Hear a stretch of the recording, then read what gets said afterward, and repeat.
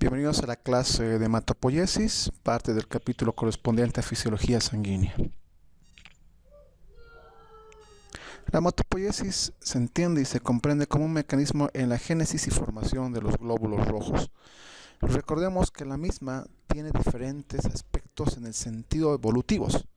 Se inicia en la vida embrionaria, continúa en la vida fetal y en la vida después de recién nacido y adultos hasta prácticamente cuando decida la biología y decida, entre comillas, naturaleza, nuestros últimos días. Es decir, es un proceso constante y continuo. En ese sentido, la hematopoiesis inicia en la región aortogonadal a nivel de los mesonefros, inicialmente en el saco vitelino, y a las 5 semanas aproximadamente esto va a migrar hacia el hígado. Y en el hígado se va a desarrollar la hematopoiesis inicial a nivel urinario.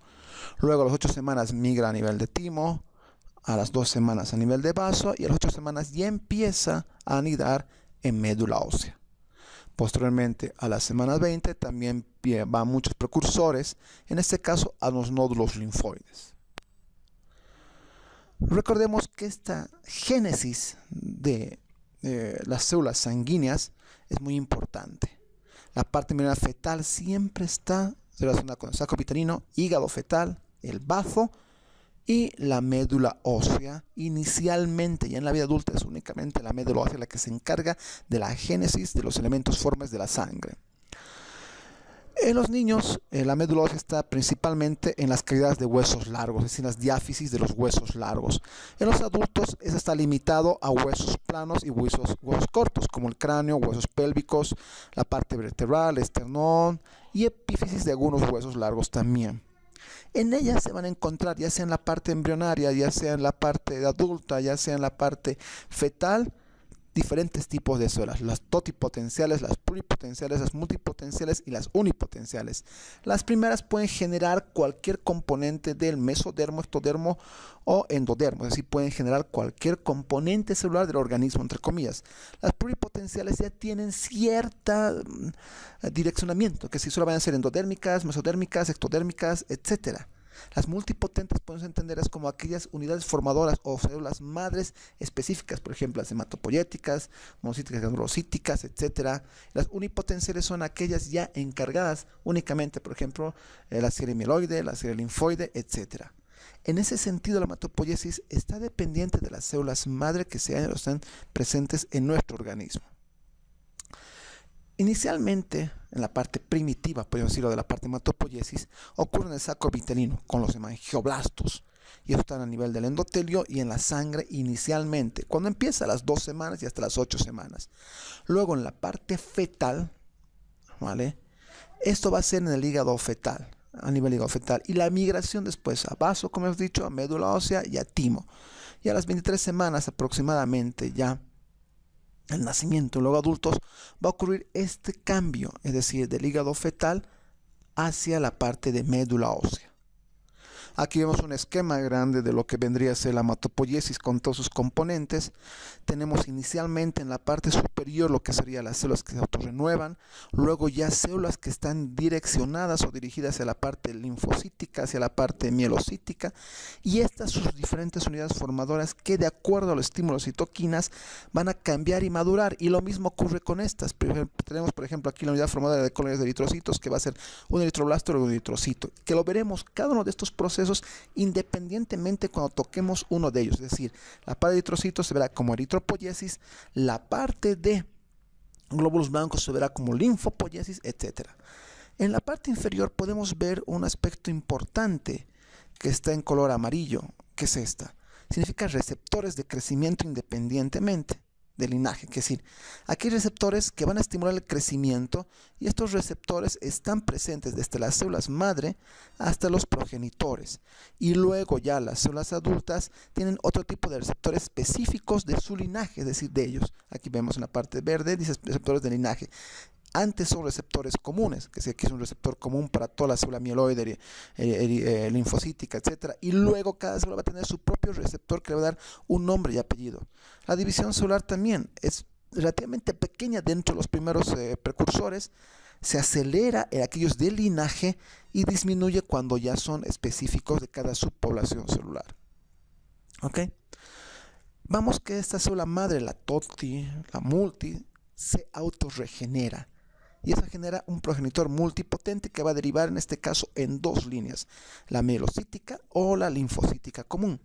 La mielocítica, vayamos por la parte superior, va a tener a su vez una unidad formada de colonias de eritrocitos, que va a derivar en un eritroblasto y un eritrocito, una unidad formada de colonias de megacariocitos, un megacariobasto, un megacariocito y luego las plaquetas, una formada de colonias de mastocitos para los mastocitos, que son células inflamatorias por defecto, una forma de colonias de los basófilos, una forma de colonias de eosinófilos, una forma de colonias de monocitos que derivan en monoblastos y en predendrítica. La predendrítica a su vez va a derivar en la célula dendrítica inmadura, luego madura, el monoblasto derivará en el monocito y en el macrófago posteriormente. Y la unidad formada de colonia de granulocitos, que va a ser el mieloblasto, y va a derivar esto en un neutrófilo. Por su parte, la línea, el linaje linfocítico común, va a derivar en un prolinfocito T, prolinfocito B, hay una linfopoiesis entre comillas, para prelinfocito T, prelinfocito B, y va a derivar esto en linfocitos T maduros, linfocito B, y ese linfocito B en célula plasmática a nivel de tejidos. También del progenitor linfocítico común deriva el prolinfocito NK, el pro-innate lymphoid cells o pro-célula linfoide innata. Esto a su vez va a derivar en lo que sería el linfocito NK y en la célula linfoide innata, innate lymphoid cells. Como vimos anteriormente, los marcadores de linaje de estirpe celular se ven en las etapas ya últimas y la división es menor en etapas finales y sí se incrementa en las partes intermedias, donde hay una génesis. Y muchas de estas células son clonas, son específicas para un tipo, en el caso de los linfocitos T y B, de antígeno. Aquí tenemos un detalle de la autorrenovación que ocurre en estas células. Ellas mismas se autoestimulan, el ambiente y el nicho celular va a hacer que éstas se estimulen para que se produzcan los diferentes linajes. Aquí vemos un mayor detalle de lo que hemos visto anteriormente, el progenitor mielocítico, por ejemplo, y sus diferentes células ya revisadas.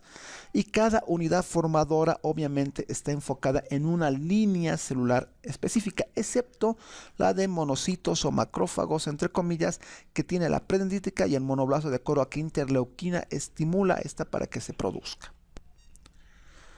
Lo mismo ocurre con los marcadores de linaje, la división celular y los receptores específicos. Aquí tenemos todo lo que vendría a ser los linfocitos T, B, ¿ok? Y estos mismos van a tener su función ya de célula madura cuando se encuentren con el antígeno específicamente.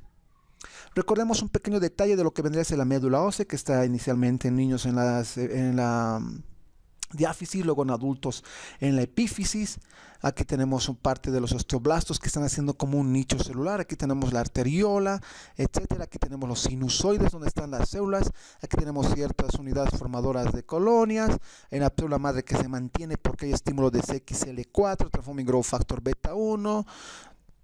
Una estimulación de la trombopoyetina, okay, va a haber una expansión de estas.